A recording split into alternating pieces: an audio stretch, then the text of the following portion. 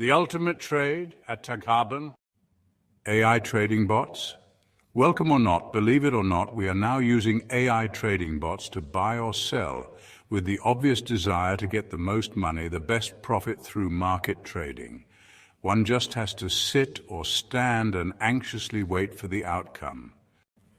What most of us may not know or pay attention is that of an ultimate final trade which will take place by the command of the one and only sovereign, Allah, the Exalted, on the Day of Judgment. The day which has a very special name, the day of At-Taghaabun. It's the final day of buying and selling, the day of ultimate trade. This trade will not be based on money or any market analysis and speculations. In fact, it is based on such simple algorithms and principles that anyone with some intelligence can understand. Should we not then learn, reflect, and act to make it profitable? It is, after all, the ultimate trade for every human being with no escape or exceptions. So let's begin with our supplication. I seek refuge in Allah from the rejected Satan. In the name of Allah, the most merciful, the most compassionate. At-Taghaabun, the day of mutual loss and gain. Allah, the Sovereign King, says in the Holy Quran, chapter 64, At-Taghaabun, verse 9, as may be understood in English. You shall come to know that when He will assemble you on the day of gathering. That shall be the day of At-Taghaabun, the day to determine mutual gains and losses.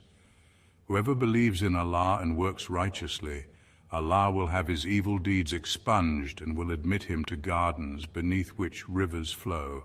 Therein they shall abide forever. That is the supreme triumph. The word At-Taghaabun, as used in the verse, is too vast in meaning to be explained in a word or even a sentence of any other language. Of all the names of the resurrection that occur in the Quran, this name probably is the most meaningful. Therefore, an explanation is necessary to understand its meaning. Taghaabun is from Ghaabun, which can be pronounced both as Ghaabun and as Ghaabun. Ghaabun is mostly used concerning commercial and business transactions, and Ghaabun concerning opinion. Lexically, it has other meanings also. For example, heedlessness, forgetfulness, a person's being deprived of his share, a man's harming another inadvertently in business or mutual dealing, etc. The derivative Taghaabun implies the occurrence of Ghaabun between two or more persons. Thus, Taghaabun al-Qawm means some people's treating others fraudulently, or a person's harming another person and the others being harmed and damaged by him, or one's taking away the share of another and the others being deprived of his share, or a person's incurring loss in business and another's gaining a profit, or some people's proving heedless or weak-minded in comparison to others. Now consider that in this verse it has been said about the resurrection. That will be a day of Taghaabun, mutual loss and gain among the people. These words automatically give the meaning that in the world Taghaabun is a common thing, but this Taghaabun is superficial and deceptive, not the real and factual Taghaabun. The real Taghaabun will take place on the day of resurrection.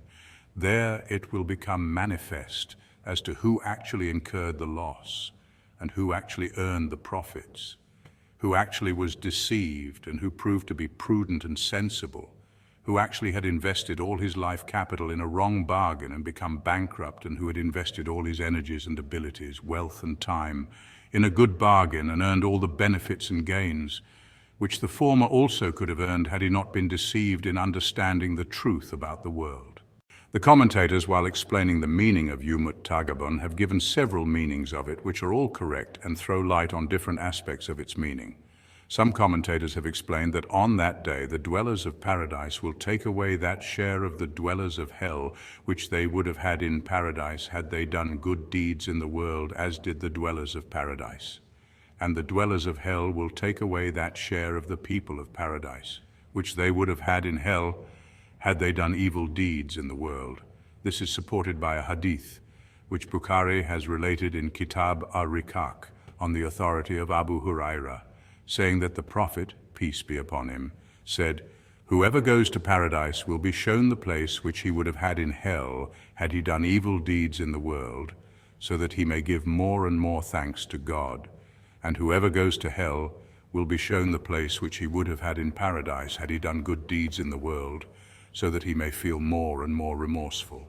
Some other commentators say that on that day the wronged one will take away so many of the good deeds done by the wrongdoer as may be a suitable compensation for the wrong suffered, or the wrongdoer will be equal in weight with his usurped rights. For on the day of resurrection man will not possess any wealth which he may give to make up for the wrong done. There the only commodity worth exchange will be one's conduct. Therefore, whoever had wronged another in the world will have to make up for the wrong done by surrendering some of his own good deeds in his favor, or by taking some of his sins on himself and suffering the punishment for them. This theme also has been reported from the Prophet, peace be upon him, in a hadith. In Bukhari, Kitab al-Rikak, a tradition has been related from Abu Huraira, saying that the Prophet, peace be upon him, said, "Whoever bears a burden of a wrong done to his brother should compensate him for it here, for in the hereafter no one will have any wealth or money for compensation. There, some of his good deeds will be taken from him and given away to the wronged person, or if he did not have enough good deeds, some of the sins of the wronged person will be transferred to him." Likewise, in Musnad Ahmad, there is a tradition from Jabir bin Abdullah bin Unais, saying that the Prophet, peace be upon him, said, "No dweller of paradise will enter paradise, and no dweller of hell will enter hell until he will have compensated the other person for the wrong done to him, so much so that one will have to compensate even for a slap given to another person." We asked, "How will this compensation be made when on resurrection we shall be naked and penniless?" The Prophet, peace be upon him, replied, "Compensation will be made by means of the good deeds and the evil deeds." In Muslim and Musnad Ahmad, there is a tradition from Abu Huraira saying that the Prophet, peace be upon him, once asked the people sitting in his assembly, "Do you know who is poor?" The people replied, "He who has nothing to possess." The Prophet, peace be upon him, said, "In my ummah the poor is he who appeared before his God on the day of resurrection with his acts of the prayer and the fast and the payment of the zakat, while he had abused someone, usurped the property of another, and shed blood or hit still another. Then his good deeds were taken away and given over to each of the wronged, and when nothing was left of his good deeds to make compensation, some of the sins of each wronged one were transferred to him, and he was cast into hell." In another hadith which Muslim and Abu Dawud have related on the authority of Buraidah, the Prophet, peace be upon him, said, "If in the absence from home of a soldier for the cause of Allah, a person treats his wife and the people of his house treacherously, the person would be made to stand before the soldier on the day of resurrection, and the latter would be asked to take away whatever he liked from his good deeds." Saying this, the Prophet, peace be upon him, turned to us and said, "Then what do you say? That is, what do you think he would leave with him?" Some other commentators say that the word At-Taghaabun is mostly used concerning commerce and business. And in the Quran, at several places, the attitude that the believer and the unbeliever adopt in their worldly lives has been compared to trade and commerce.